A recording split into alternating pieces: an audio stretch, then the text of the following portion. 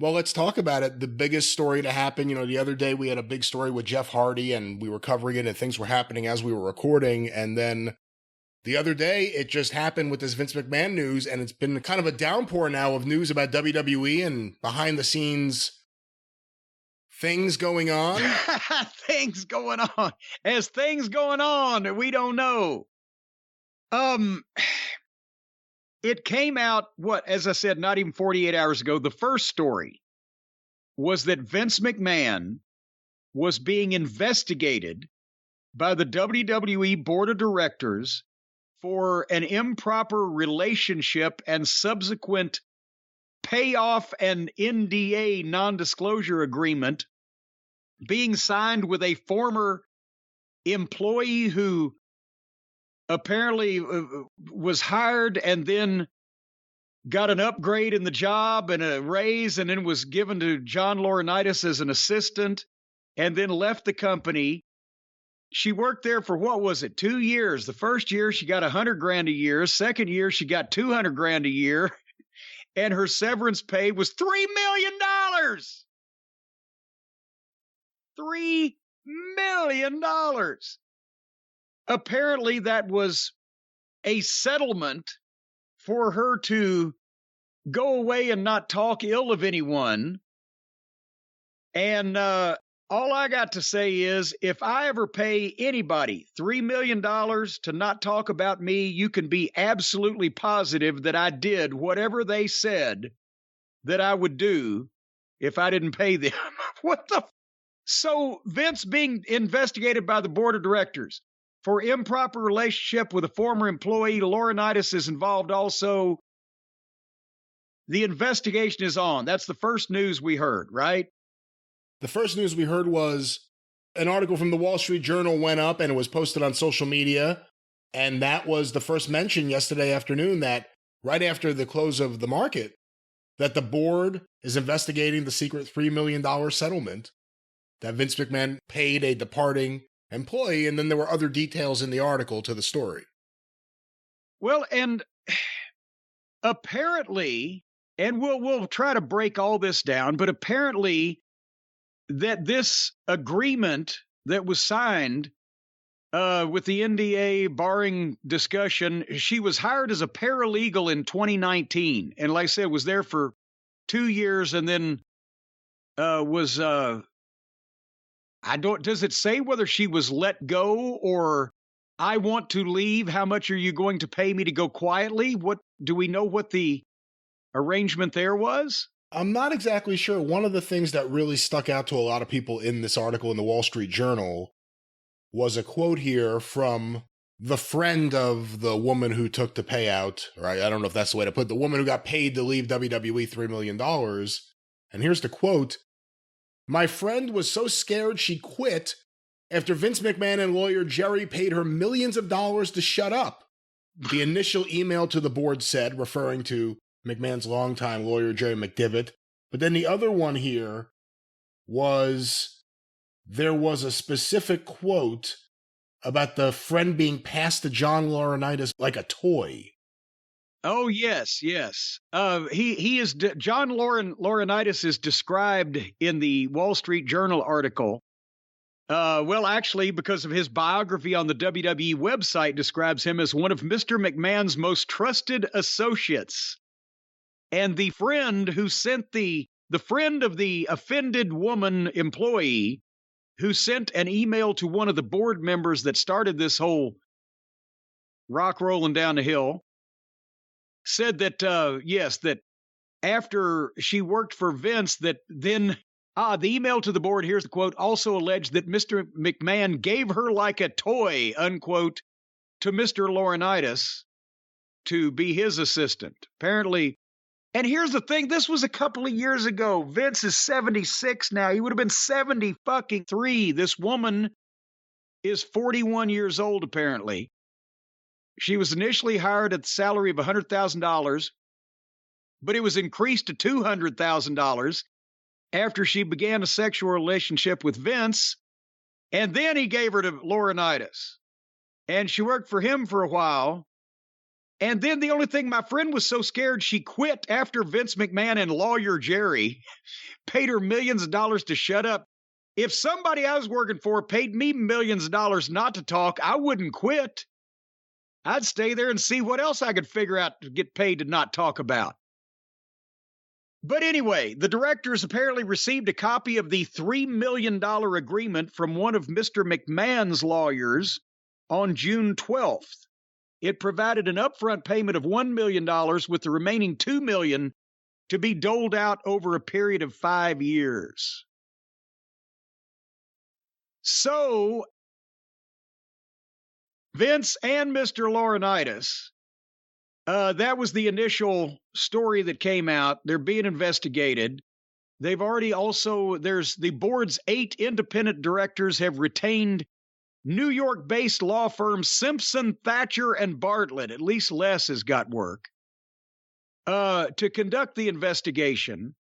But I understand now, not only are they investigating this one, but also previous allegations and or NDA agreements that were signed over the same type of tone of offenses with different people that involve Vince and or Laurinaitis and or other people. Is this what I'm hearing also? There's other NDAs and payoffs in the past that are being looked into. There's a lot of questions everyone has. The Wall Street Journal article, one of the last things in there was it said that investigators learned of other non-disclosure agreements involving allegations against McMahon and Laurinaitis. And this is where it could get really interesting because, you know, one of the interesting angles of this case is it's Vince McMahon's money. It wasn't company money, the $3 million. However, the 100% raise is company money. That's where it becomes a very interesting dynamic there because that's shareholder money. And I think, well, go ahead. Well, I was just going to say, you know, yes, it is his money that he paid the NDA business with. You're correct. It is. They just took this woman who was hired as a paralegal for $100,000, and then a year later, oh, let's give her $200,000, and then let's give her this money not to talk. I would think, I'm kind of offended. I would have thought that if anybody was going to get paid by the WWE not to say things, it would have been me. But unfortunately, I guess I didn't do the right things when I was there. But so now... Yeah, you can't say anything to damage the stock. What did Vince say? What was Vince's condition and what did Vince say in bed? What was he whispering? Oh, my God. But anyway, so this comes out, this announcement, and there's been other NDAs that they're going to be investigating and other settlements and payoffs. And there's more than one investigation from more than one law firm because the board of directors is investigating, but now also the stockholders are trying to conduct an investigation of any kind of impropriety, sexual or otherwise, that's been going on in WWE management. That was a thing that happened. And then what was next in the cascade of news coming out? If you don't mind, before we get to next, and we still don't even know as we are recording if he is going to be there for the live SmackDown tonight, because this has not been said. But a lot of listeners, naturally, knowing your history, were wondering your thoughts on John Laurinaitis and his involvement in this whole thing.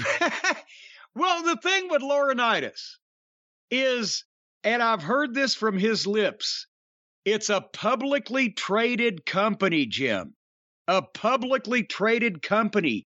You can't yell at the trainees. You can't yell at the wrestlers and tell them they're the shits. You have to empower them. You can't verbally abuse them. It's a publicly traded company. So now we know that in a publicly traded company, you cannot yell at wrestlers. You can, however, fuck secretaries and then pay them $3 million not to talk about it. But you can't yell at the wrestlers. John Lord, my old friend, who would have thought 33 years ago, if you walked into the Philadelphia Civic Center and heard those people chanting, Shane sucks dick, Shane, and you saw the sign, Shane sucks Johnny's dick. If you'd have said, That guy with 2 left feet that can't ride a skateboard and Vince McMahon, the most powerful man in wrestling, will one of these days be working side by side to pay hush money to an offended secretary. I would say, yeah, that probably sounds about right. I mean, imagine how different your life would be if Mrs. Baba fell in love with you. Because the guy gene had the cute smile and the dimple. You know what I'm thinking is it's going to be interesting at Thanksgiving now around the Laurinaitis extended family home. Because now think about this. John Laurinaitis married the Bella twins' mother. One of the Bella twins is married to Bryan Danielson, one of the most nice, honest, wholesome, upright individuals in the world. Well, now, according to what they're saying on Twitter, because I don't honestly keep up with the Bellas and their immediate family, but apparently, while all of this falderall was supposed to be going on at Titan Tower with this unnamed employee, did you know the Bella twins' mother, Johnny's wife, apparently had brain cancer? Oh my God, no. While he's messing around with an employee while his wife, the Bella's mother, has brain cancer. That would have been that same time frame. That's what they're saying on the interwebs now. So I wonder what the frosty relationship is going to be like when everybody sits down to carve that turkey. I wonder which turkey is going to get carved first this year at Thanksgiving. Gobble Gobble or John Laurinaitis himself?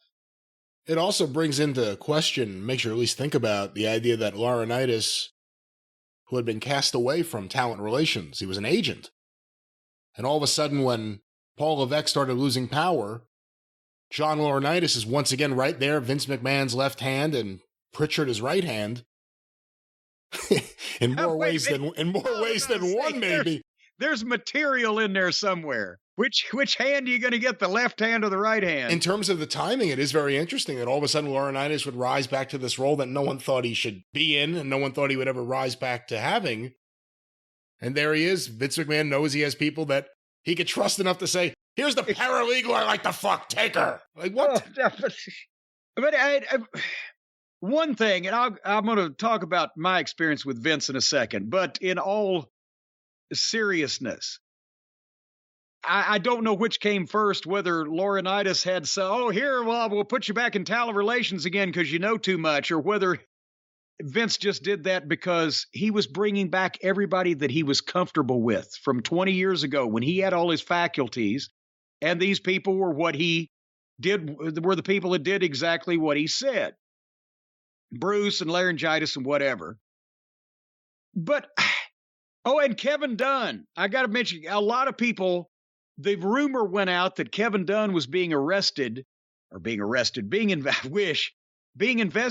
for insider trading because he sold over $1 million worth of stock after the board of directors was told about this investigation that was going to be happening back in potentially late April is when they're saying that happened. Well, I don't know all the insider trading rules and regulations. You probably know more than I do, young man, Brian, but I've also heard that since he's not on the board of directors, it's not against the rules for him to have sold his stock as long as he followed all the rules you're supposed to follow. But at the same time, nobody can convince me that Kevin Dunn was not one of the first people to know about this.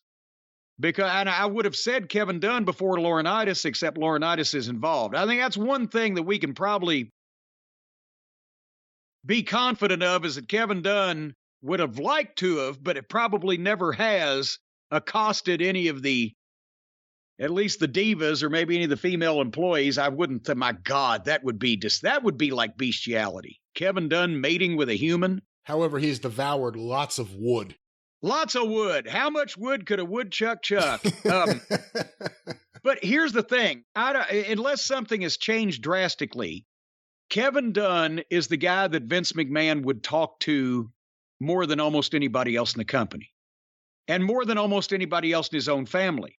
And I would believe that if he was going to confide in anybody in the company, it wouldn't be Nick Khan, that he's probably known for 2 or 3 years. They're business associates. He would confide in Kevin Dunn.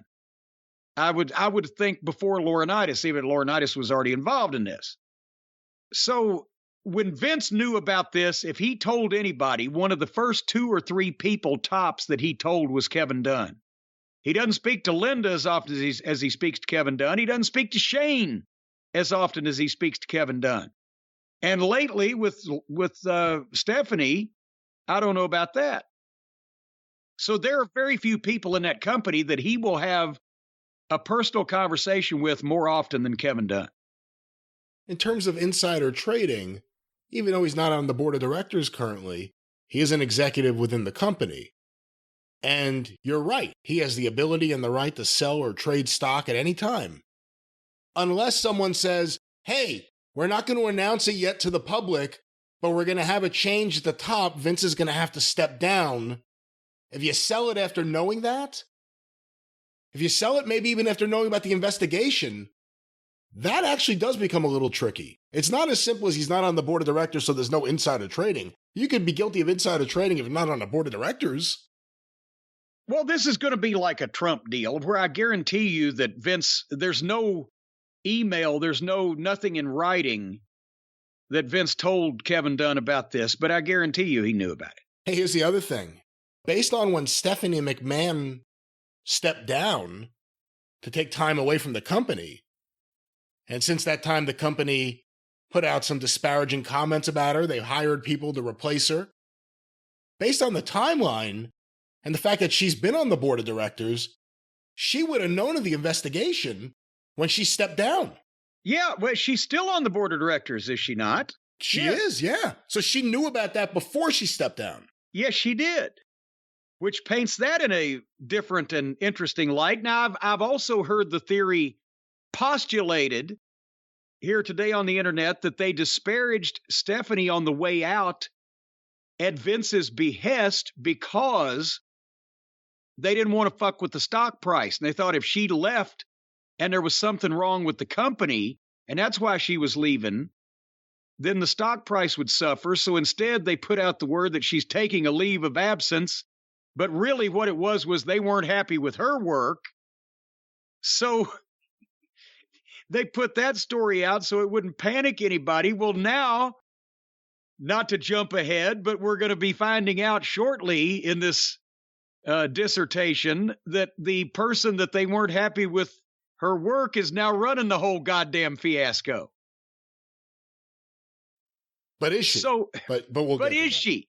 But we'll get, well, also, I mean, trying to get to all these things, we got to remember that the McMahons are going to circle the wagons around themselves against everybody else. So I'm sure that, and maybe Stephanie had this to the back of her mind. Maybe Vince did too.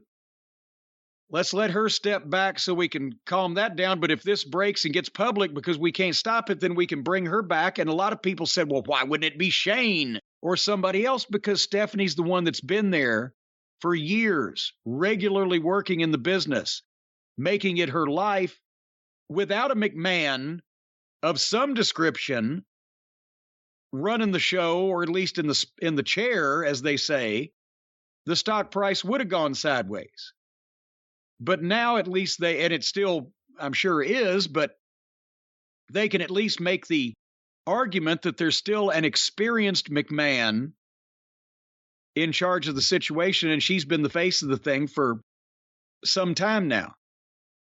But with Vince personally, here's the thing. I'm going to say this. We're going to talk about this for a couple minutes. If nobody likes it, I don't care. Or believes me, I don't care, because it's the truth. Some people are going to say, well, he's taken up for Vince. He's defending Vince. Well, dipshits, listen to the whole thing. I'm going to tell you that my personal experience with Vince and everything I've heard before and afterwards of the times before and after my personal experience with Vince's do not reconcile. But I believe all of them. I believe what I saw because I was there, and I believe what I hear before and afterwards because it's a bunch of people saying a lot of the same shit. And Vince is different. So, something's happened. But we've talked about this before. The Vince McMahon that I worked with closely for 3 years, 96 to 99, and I was working for the company 93 to 96. It was like you were around a friendly high school principal. He wasn't sending you to detention all the time or suspending you or punishing you or just talking down to you or whatever. He was friendly, but he never gave me the impression that I or anybody else in his immediate orbit should fuck up. I've never seen Vince McMahon take any kind of drug, whether it be steroids, HGH, bodybuilding stuff. It's been there. He's done it, but I never saw it. But I never saw him. I've had, one of the threads of Vince McMahon stories on the internet is somebody said, Vince said to him, that cocaine, you can put as much of that stuff in front of me as you want. I can snort it all day and never get addicted. I never saw Vince do cocaine or refer to himself doing cocaine in the past or look forward to doing cocaine in the future. Same thing with any other illegal drug. I've seen Vince drink, especially the fucking, the beer deals with Austin, right? But at a show, after the show, boy, we've been at the Raw taping for 14 hours in that building. As soon as he gets in the car, I'm going to have a beer? No. I've at a couple of steakhouses, I've seen him have expensive steakhouse drinks like a fucking whiskey on the rocks, pal, or whatever. But I've never seen him drunk.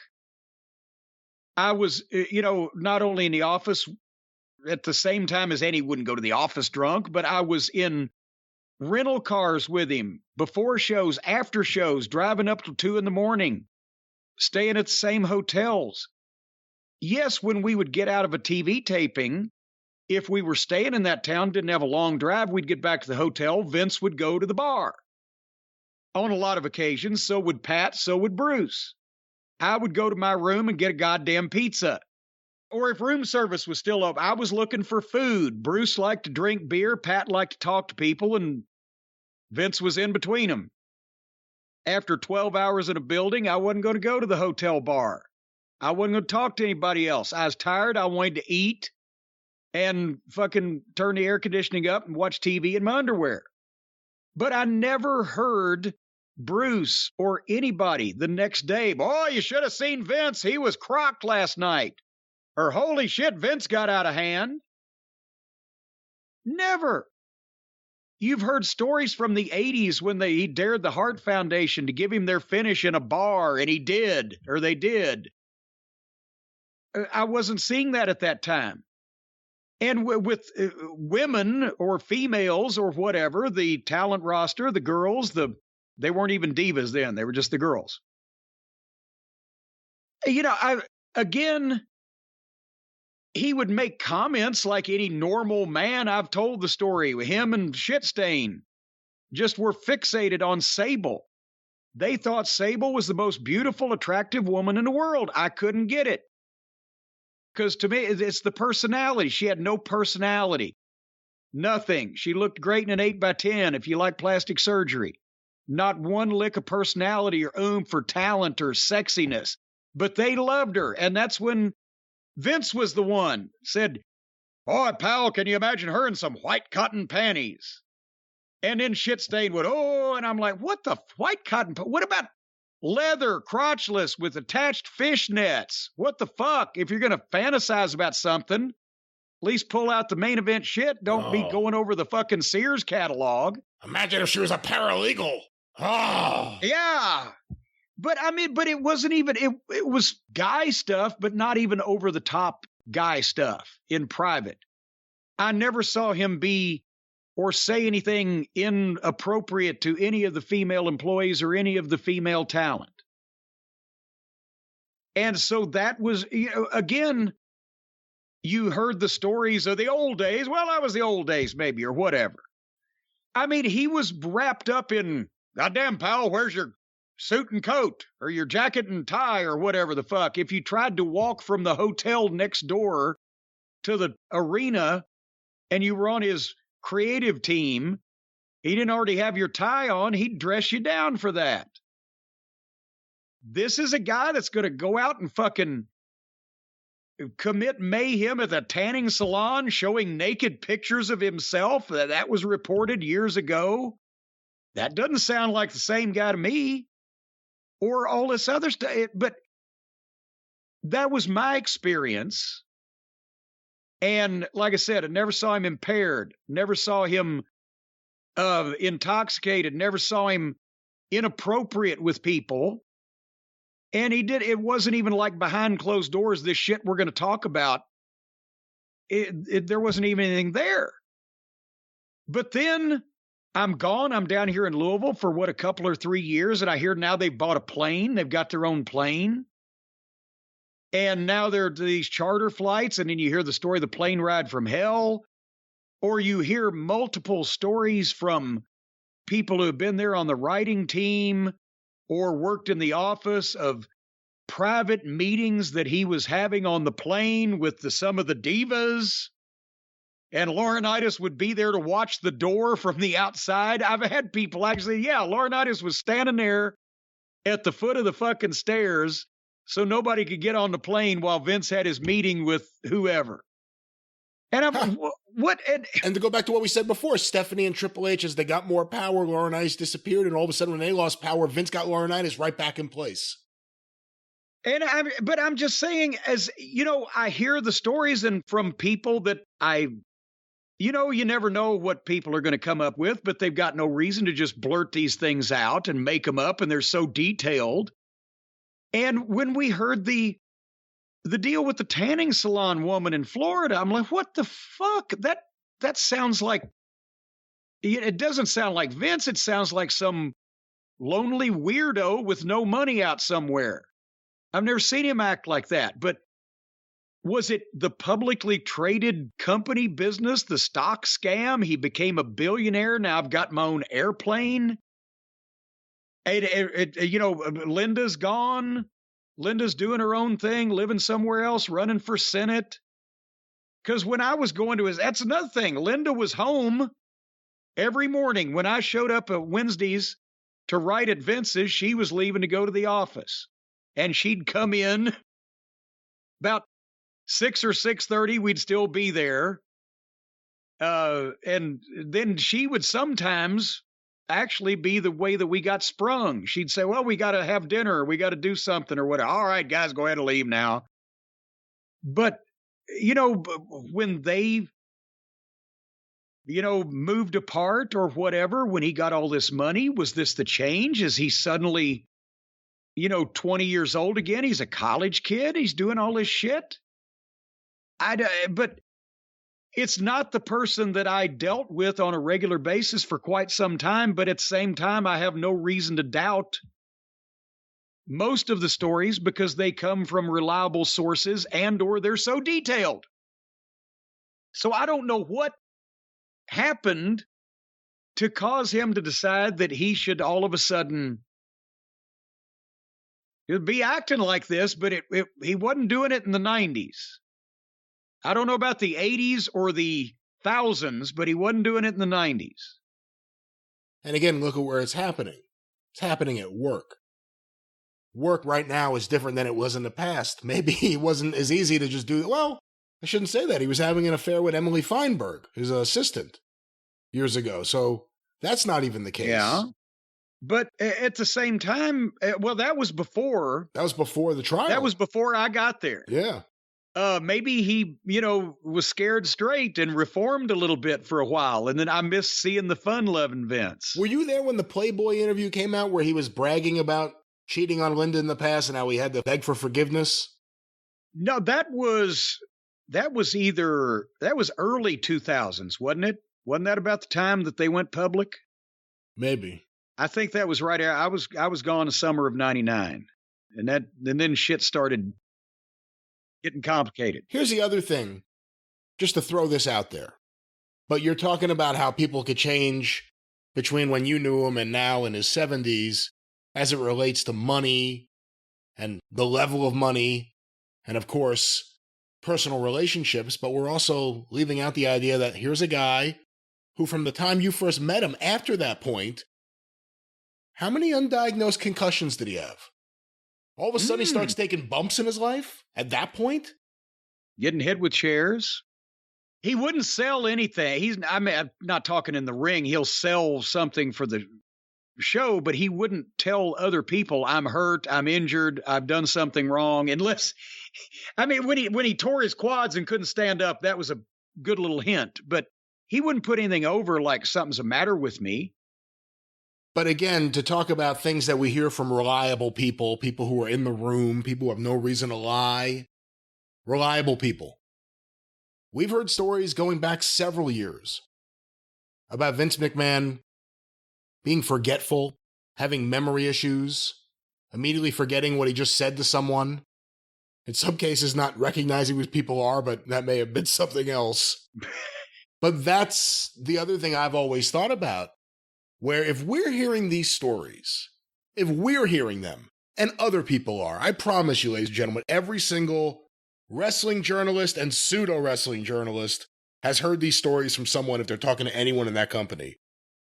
If we're hearing these stories, at some point, there has to be some sort of disclosure to shareholders if Vince McMahon legitimately does have any cognitive issues.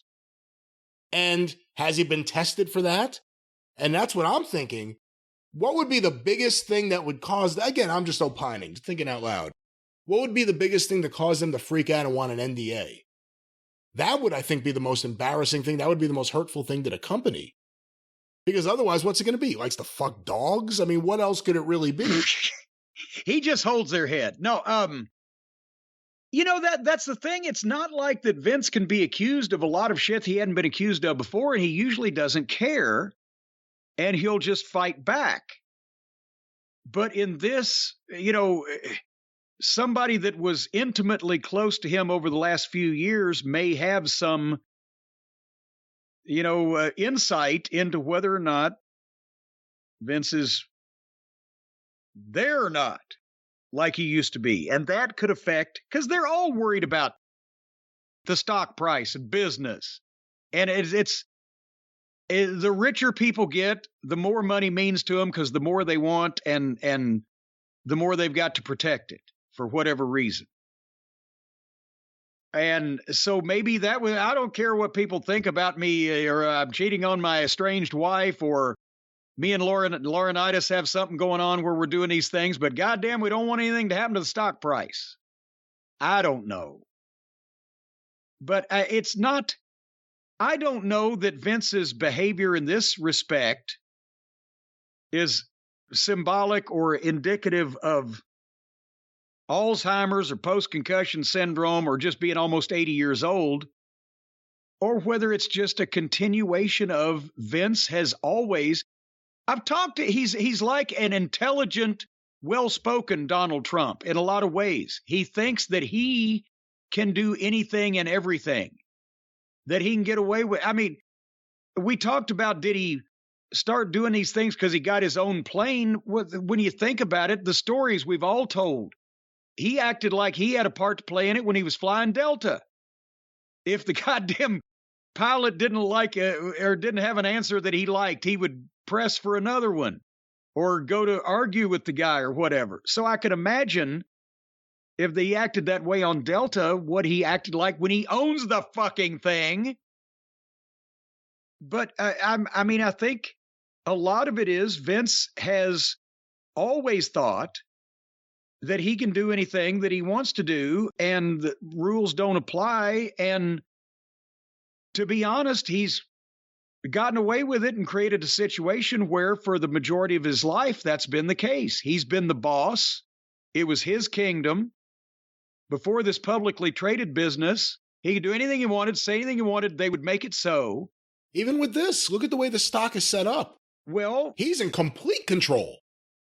But even after the publicly traded business, it's still set up where he's in complete control, but also he never had any oversight at all. Now he's got a board of directors and all this stuff, but they've still, for the last 20 years, made it to where there's very little oversight because these people that are not involved in the wrestling business, they're used to dealing with other companies and real businesses and things where if they say something to the stockholders, you kind of believe it because there's penalties for not telling the truth. But Vince has still operated this whole thing just like he always did. And the stockholders who aren't wrestling people, they might remember when the stockholders got upset because they thought Mr. McMahon got killed in the limo. They're like, it's going to kill the stock price. People think he's dead. They don't know. So they don't know work from a shoot, from an angle, from a fucking whatever. And so they've still been able to get away with tons of things in the WWE that no other company would be able to get away with their stockholders, just because the stockholders don't know what's real and what's a work and where to differentiate between the two. And now the question remains, since he's voluntarily, we haven't even mentioned that yet, but Vince, then one of the pieces of business was that Vince has voluntarily stepped down from his position as CEO of the WWE while this investigation is going on. Well, if they already know there was an NDA and they already know that Vince paid his own money and they already know that he was fucking around with the employees, and Laurinaitis better start reading the help wanted ads because he ain't got anywhere near protection that Vince has. But when they already know that this thing has happened, and the fact that Vince said, well, it was my own money, and Jerry McDevitt said the relationship was consensual, so they're not denying it happened. So but when you end a consensual relationship, I don't know about you, but I've had fights over who gets the DVD player, let alone I'll give you $3 million to just leave. Well, that's what I'm saying, but they haven't denied that he knows this woman, that they had a relationship. McDevitt didn't deny that Laurinaitis and this woman had a relationship. One would think if that was bullshit, he would have thrown that in. So this is not being, it's like, would you fuck me for $1 million?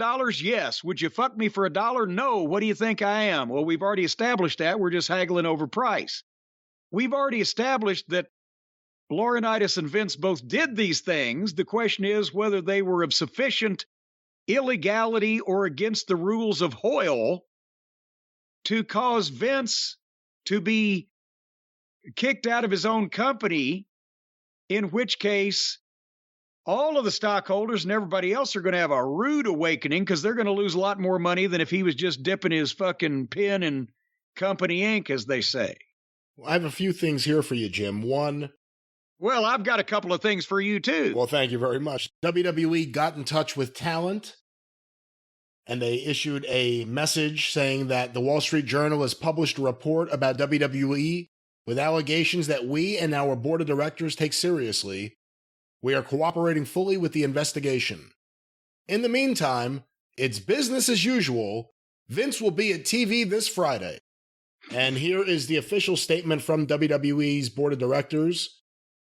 Stamford, Connecticut, June 17th, 2022. WWE and its board of directors jointly released the following statement today. Independent directors continue review of alleged executive misconduct. Stephanie McMahon, named interim CEO and interim chairwoman. WWE and the board of directors today announced that a special committee of the board is conducting an investigation into alleged misconduct by chairman and CEO Vince McMahon and John Laurinaitis, head of talent relations, and that, effective immediately, McMahon has voluntarily stepped back from his responsibilities as CEO and chairman of the board until the conclusion of the investigation. McMahon will retain his role and responsibilities related to WWE's creative content during this period and remains committed to cooperating with the review underway. And one other thing related to Vince here that is interesting, and I think you should hear. Here's a quote attributed to Vince. I have pledged my complete cooperation to the investigation by the special committee, and I'll do everything possible to support the investigation. I have also pledged to accept the findings and outcome of the investigation, whatever they are.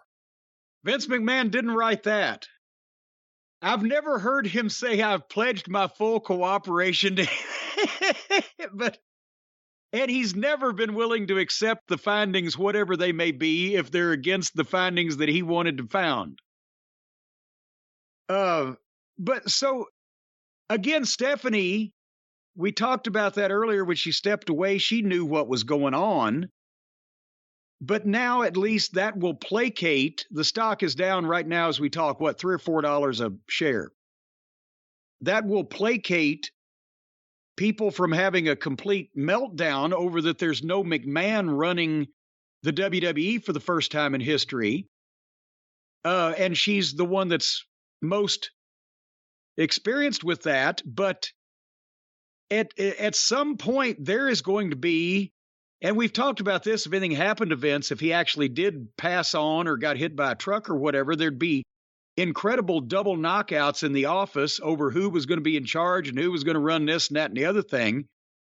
And they've got a lot of qualified and competent people in various places, but the WWE, for good, bad, or indifferent, that company, whether we're not just talking about creative, that company entirely has never existed without Vince calling every single shot.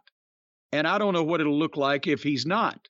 And I mean, we haven't been fans of his booking lately, but he does a lot of other things that keep a company running that are obviously over and above Tony Khan's head and everybody else in the wrestling business's head, because he's done this for so long at such a level. Go ahead.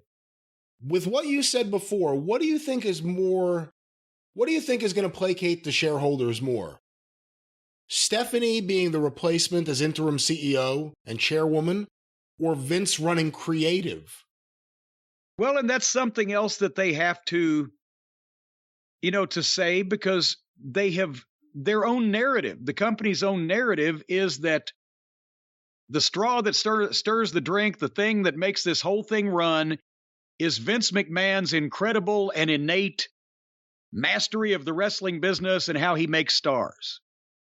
And that used to be in a lot of cases true, and it hadn't been for a while, but the average jack-off on the street doesn't know that. Only the people who follow wrestling religiously and vociferously know that. So he can't still be the CEO of the company because he's under investigation. McMahon has been appointed to be the CEO, and she's got some experience, but nobody wants to admit that Vince wouldn't be in charge of the creative team going forward, because that might tank the stock price. But here's the other thing. If he's going to be just going to TV as usual every week, what's his actual title? If he's not the active CEO and chairman. His title is he's the fucking boss, and everybody's still going to do what he says, and not a single soul is going to say, no, Vince, I can't do that without checking with Stephanie, because it's fucking Vince. And it's what they've told the board of directors and all the people writing about this, it's going to happen. But Vince is going to do the same things that Vince has always been doing. And do you think that Stephanie's going to say, no, Pop, I really don't think we ought to open that satellite office in Brazil that you want to open. I'm going to overrule you on that one. That would be the greatest thing ever if she removes him from creative. That would be the greatest thing of all time. The WWE has announced they wish Vince McMahon well in his future endeavors. And make her a babyface forever. Replaced by Triple H. Well, and what timing they could have gone to Triple H without the heart problem. And now he's, like, fuck, this could have been my chance. The ticker didn't make it. Well, on the other hand, maybe he's thinking, thank God I'm not there. Thank God I'm not a part of this. I wouldn't get any sleep. To get that spot where he's running the whole thing, he would do the work. Triple H, Paul Levesque, has never been afraid of shying away from working to get where he wants, the social climbing thing that he is. But So now they got nobody. Triple H is on the sidelines. Vince is almost 80 and out, potentially for good because of this thing that they know that he did. And how many other of these things did he do? They're checking into that. Laurinaitis, I hope he's already cleaned his desk out. They may not ask him to come back by Monday because he's got no familial protection, or he's not, the stockholders don't care if he drops over or bursts into flames. So he's fucked. Stephanie may be the only one that comes out of this better. She may get the job permanently just for lack of other contenders. What's to stop Vince if he doesn't like the findings of the board from announcing he wants to take WWE private again? And he finds some bank to finance him. I don't know that it, well, what does he still own? 80-something% of it? Of the voting share. I got to actually see what he has. How does all that work? I know that they took money from people and gave them, the people that gave them money as little as possible in return for it, but I don't know what all the rules are. Well, I do have something here that's interesting, and then we'll talk a little bit about Stephanie. But Brandon Thurston, at Brandon Thurston on Twitter, he is always doing great research and great stuff on what's happening in wrestling. Here is the actual employment agreement of Vince McMahon, the conditions under which the company or the board of directors could terminate him. The company may terminate the executive's employment under this agreement at any time, with or without cause, as defined below. For purposes of this agreement, the company shall have cause to terminate the executive's employment under this agreement by reason of any of the following, which is materially and demonstrably injurious to the interest, property, operations, business, or reputation of the company or its affiliates. Here are the firing clauses. A, the executive's theft or embezzlement, or attempted theft or embezzlement, of money or property of the company or its affiliates. B, the executive's intentional perpetration or attempted perpetration of fraud or participation in a fraud or attempted fraud on the company or its affiliates. C, the executive's willful and intentional material misconduct in performance of his duties or gross negligence of his duties other than due to the executive's disability, including an intentional failure to follow any applicable company policies or directives. That might be something where they get him. You think they've written it down somewhere you're not allowed to fuck the paralegals? And pay them off with your own personal money when you give them a raise with company money? But here's D, the executive's conviction of or plea of guilty to a misdemeanor involving moral turpitude or any felony. Ah, the turpitude clause. And E, the executive's willful and intentional material breach of this agreement, including the restrictive covenants set forth in Section 8 for purposes of this. Section 5, I'm trying to see if there's anything else here that relates to this. That really seems to sum it up. Those are the ways they could fire Vince McMahon. And it's clearly and plainly written right out there in language that everybody can understand and words that most people can pronounce. Well, Jim, the other interesting thing that came out of all of this, and we've kind of danced around it a little bit here, but a tweet, June 17th, 2022, 7:48 a.m., from Stephanie McMahon. That, by the way, they started early in the morning. The statement that Vince was stepping down went out at 7-something in the morning. Allie, do you think they even went to bed the night before? Go ahead with the tweet. They were going to get it out before the market opened. That's exactly what they were going to do.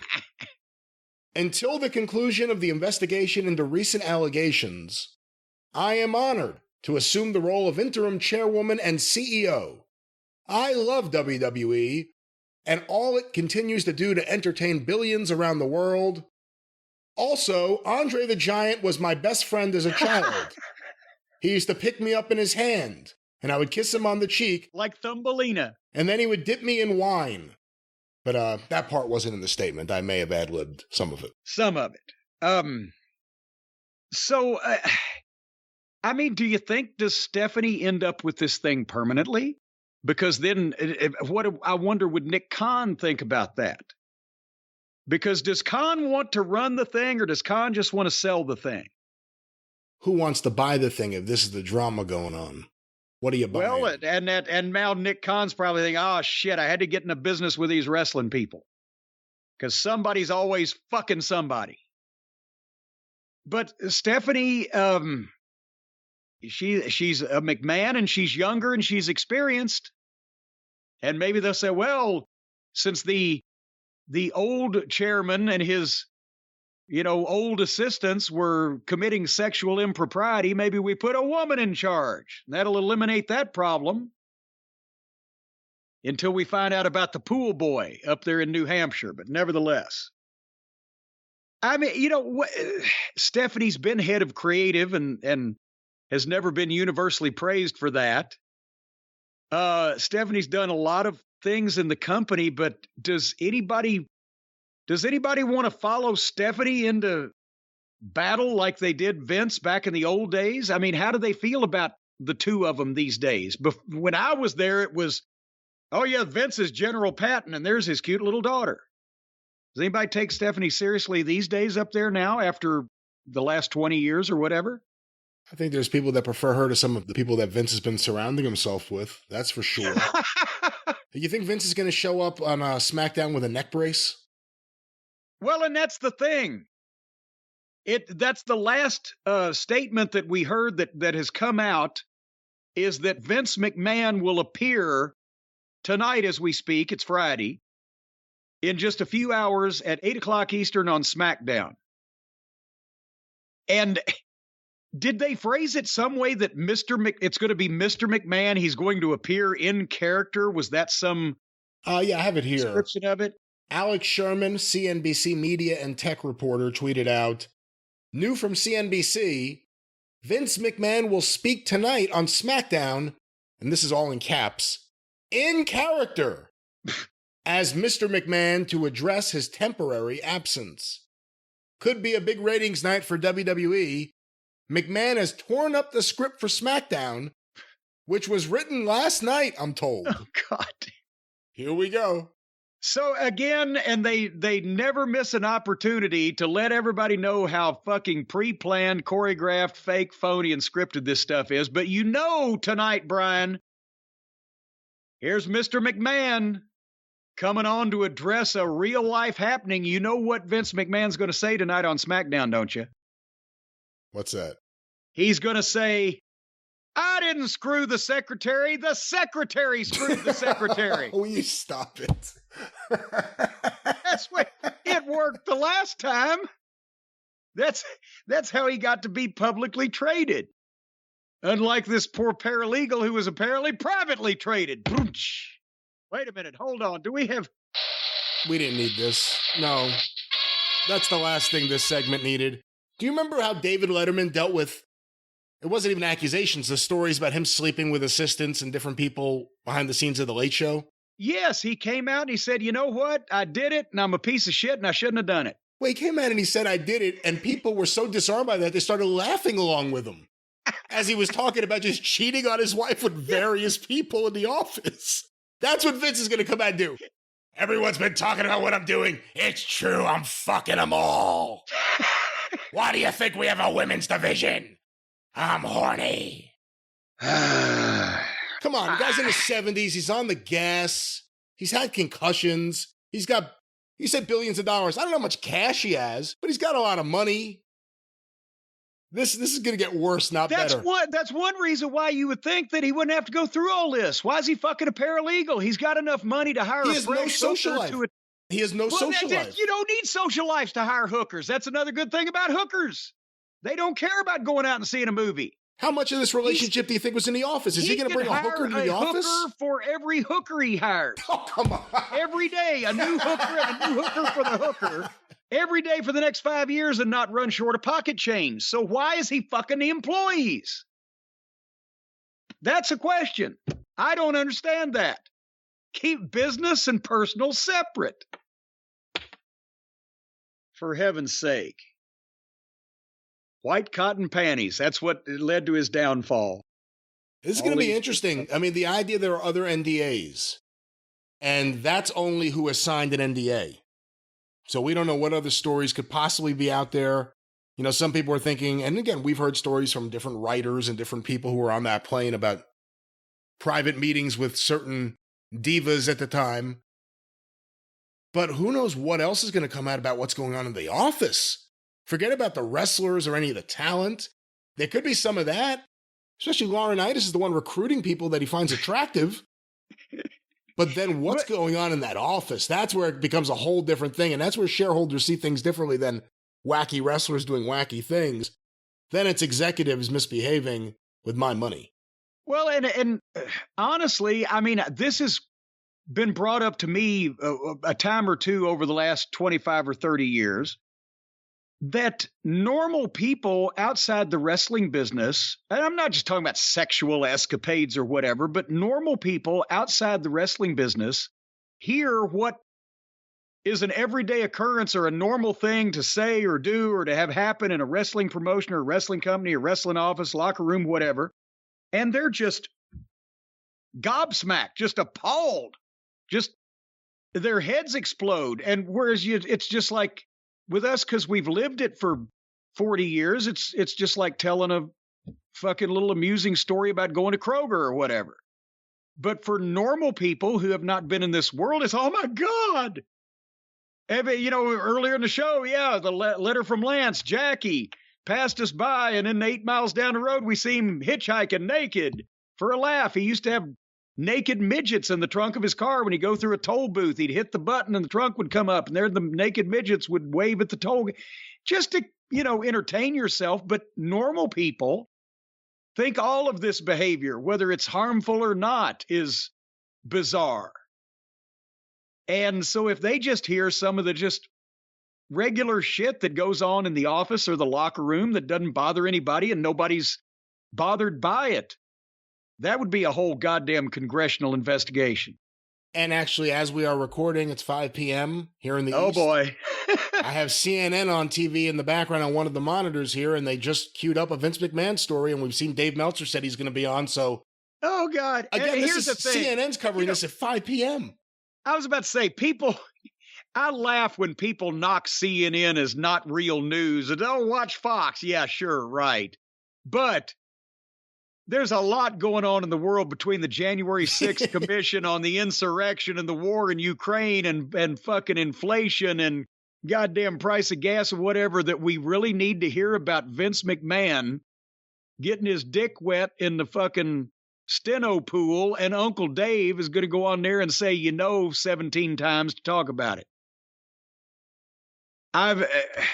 Where have we come as a society that this makes the news at 5 o'clock while they're bombing Mariupol, or however you say that city? Mariupol. Mariupol.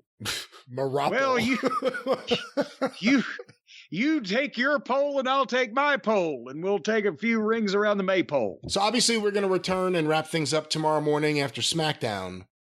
Yes, if what we're going to do is we're going to watch, listen to, deconstruct, analyze Vince's statement tonight, and we're going to do a special addendum for this program and a new clip on the YouTube channel. Depends on where you're getting this fine information from, but we will try to update you on whatever it is that Vince is going to have to say for himself tonight. And this is weird also. Mr. McMahon in character, are they going to invent out of whole cloth an explanation for why he's gone or not there? Or are they going to refer to what's happening in real life, but he's going to talk about it like he's a heel? Or is he going to have someone beat him up? Is he old school enough that he'll leave with a stretcher job? He's got to get some color. We got to get some color on Vince and have him stretchered out in an ambulance to a medical facility. And that'll get the sympathy back on him. And come to find out that the paralegal's brother is the one that jumped the rail and hit him with the fucking lead pipe because it was all a blackmail plot. Maybe not. I don't know. If I asked you right now, before we stop for the day, if I asked you right now the odds, what do you think of the chances Vince McMahon returns back to his role as CEO and chairman like nothing ever happened? Or what do you think of the chances this right here may be the end of Vince McMahon as a corporate executive? I would have instantly, if you'd asked me this about anything else that's ever happened, I would have said, oh, Vince will be fine. I'm just wondering about this one. With the product's never been weaker. The talent's never been weaker. The ratings have been going down. There's greedy outside executives. And I say greedy, I don't know the guy. All executives are, if you're in a big business, you're a fucking greedy fucker, right? There's greedy executives waiting to take over for him. Oh, these motherfuckers up there, they're all greedy. Now, if you grew up listening to punk rock, there's a chance you got in there with the right ideas. I say that as the person who was the youngest person ever on the executive floor of Sony Music. You think Nick Khan listened to a lot of punk rock? No. All right.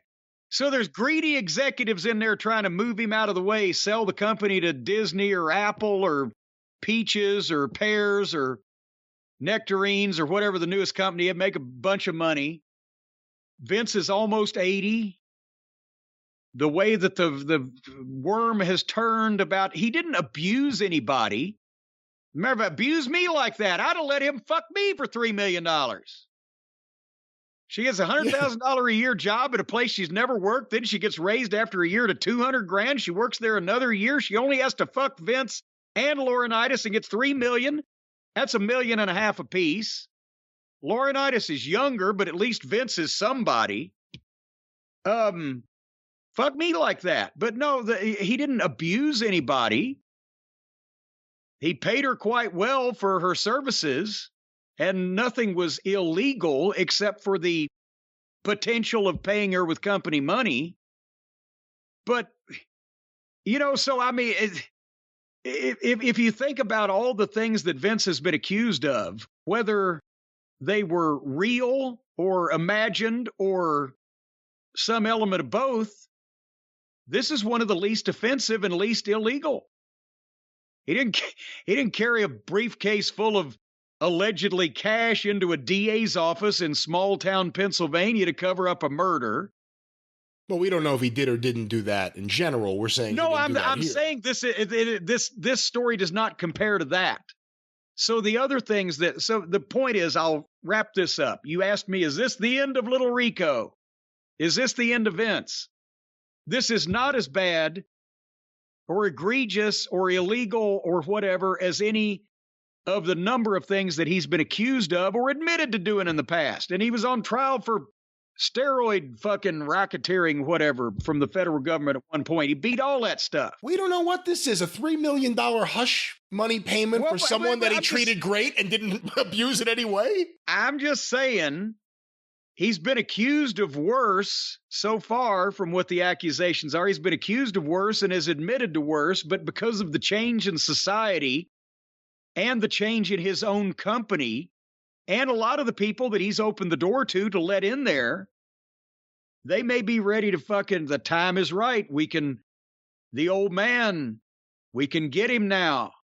It's the Edgar Allan Poe story, The Telltale Heart. The old man with the eye. Every night I open the door. And the time may be right. They may be able to get him out for their own selfish purposes. I think the WWE without Vince McMahon in charge one way or another, I'm not talking about creative. We know what I think about is creative, but the WWE without Vince McMahon around is going to be a giant clusterfuck. And then it will be sold and it will turn into a corporate conglomerate that bears even less resemblance to pro wrestling than it does already. And all of the people who've never been in the wrestling business will be tickled pink to work there because it's such a lovely place filled with lollipops and sunshine and friendship and rainbows. And it'll be the beginning of the end of the wrestling business. Because that's what I'm thinking. And this wrestling war is going to be the first time that one side didn't win and it didn't propel both of their businesses to new heights. This is going to be the wrestling war that finishes the whole business off. Tony Khan can't fucking win it if you hand it to him. And Vince has gotten old enough that other people are going to take over. And in 3 to 5 years, we're going to be talking about fucking movies and raccoons on this program. This is the beginning of the end of the wrestling business. I think Stephanie really needs to show Wall Street and the shareholders that she is seriously in this role, that it's not a puppet role, and I think she should start tonight by firing Kevin Dunn. Well, you know, she's got the power to do it. She's got the power to do it. Well, okay, but now here's the thing. She technically has the power to do it, but if Vince don't want it done, and she goes to fire Kevin Dunn, and Vince says, don't do that, honey, let's see what happens. Where's Shane? Shane's right now sitting in a bar in Brooklyn. Linda's poolside in Florida. Shane right now is sitting with his kids somewhere with all the money he'll ever need, going, you know what? I love them. They're my family, but Jesus Christ, I'd just rather read a book. All righty, so that's up to date so far. Vince and Laurinaitis accused of improprieties. An investigation underway by the WWE Board of Directors after the friend of this woman in question breaking news sent an email to the Board of Directors. I can't even get the recap out. More news. More news. According to this, the woman is saying Bruce Pritchard sat in the corner pleasuring himself watching me and Vince. She is not saying that. Are you sure that's not what I'm reading here? I can't see what you're reading, but perhaps I'm wrong. I don't believe Bruce has that much level of fun in him. He was the one that didn't even want Jenna Jameson in his fucking hot tub when they were shooting the Val Venus videos. Who's going to come out? Who's going to come out and say Vince harassed me? Oh, I thought you were going to come out and say, who's going to say they don't want Jenna Jameson in their hot tub? Bruce Pritchard. We already know the answer to that. This was 25 years ago when she looked right. Well, you know, I think we say goodbye for now. We'll see everyone in the morning. Well, anyway, that was my recap. They're investigating Vince. Laurinaitis is screwed. Stephanie is now in charge.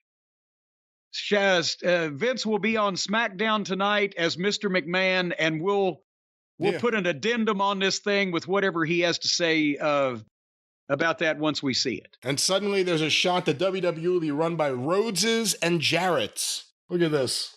Well, you know what? I'll tell you. You've got Cody Rhodes could step right into the booking position. Jeff Jarrett's already there running the arenas. Boom, there you go. It was all a secret 40-year plot for Jarrett and Dusty to take over the WWF from Vince McMahon. All right, we've recapped this and recapped it. We'll be back with an update on Vince, and if anything else happens, and by next week, Howie, the mailroom guy, will be running the company. And I'm happy about that because Howie and I always got along real well. Brian, say goodnight. I have some breaking news. Howie has just put out a statement. Stephanie made me sit on her lap, and he's now filing a lawsuit. She says nothing was wrong. Here's $10 million. $10 million payment to Howie Feltersnatch of Danbury, Connecticut. That'll be investigated too. All right, we're almost done. You're going to hear some more of me, I guess, because we're going to tell you what Vince did as soon as he does it. But until then, thank you, fuck you, bye.